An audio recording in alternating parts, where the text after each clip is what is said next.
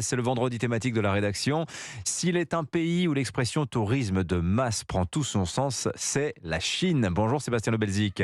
Oui, bonjour. Correspondant d'Europe 1 à Pékin, Sébastien, la Chine est devenue en moins de 20 ans le premier marché émetteur de touristes dans le monde.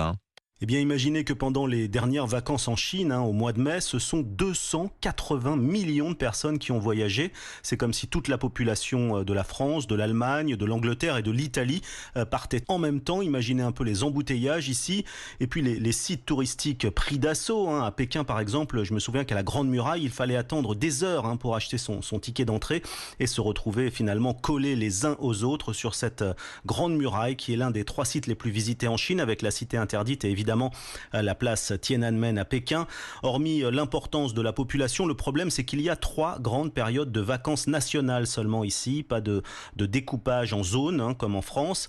Et du coup tout le monde voyage en même temps. L'immense majorité de ces touristes restent en Chine et se concentrent sur quelques grandes villes comme Pékin, Shanghai ou Xi'an, une ancienne capitale impériale. Des touristes chinois pas toujours très disciplinés aussi, Sébastien, c'est le moins que l'on puisse dire. Oui, d'abord il y a l'effet de masse et puis beaucoup de Chinois voyagent en groupe organisé ou plutôt désorganisé. Alors c'est vrai qu'il y a du bruit et parfois certains comportements qui peuvent choquer. Même après 15 ans en Chine, j'ai encore un peu de mal à m'y habituer. J'ai posé quand même la question à ces jeunes Pékinois. Écoutez ce qu'ils en pensent. Beaucoup de Chinois ne connaissent pas les habitudes locales et les bonnes manières. Alors ils font des erreurs de manière inconsciente et les gens, du coup, les jugent de façon négative. Il y a parfois des panneaux à l'étranger qui disent ne pas crier ou d'autres interdictions et c'est écrit en chinois. Je ne pense pas que ce soit juste parce que beaucoup d'étrangers parlent fort aussi, seulement ils ne s'en rendent pas compte.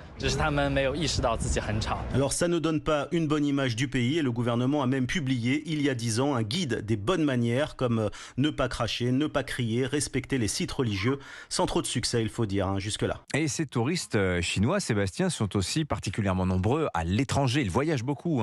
Alors ça peut paraître impressionnant, mais imaginez que seuls 10% des Chinois ont un passeport et donc peuvent voyager à l'étranger.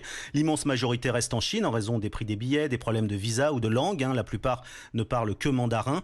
En 2019, avant le Covid, la Chine occupait malgré tout la première place devant les États-Unis en nombre de voyageurs à l'étranger, avec 155 millions de touristes, mais aussi en termes de dépenses, avec 232 milliards d'euros dépensés.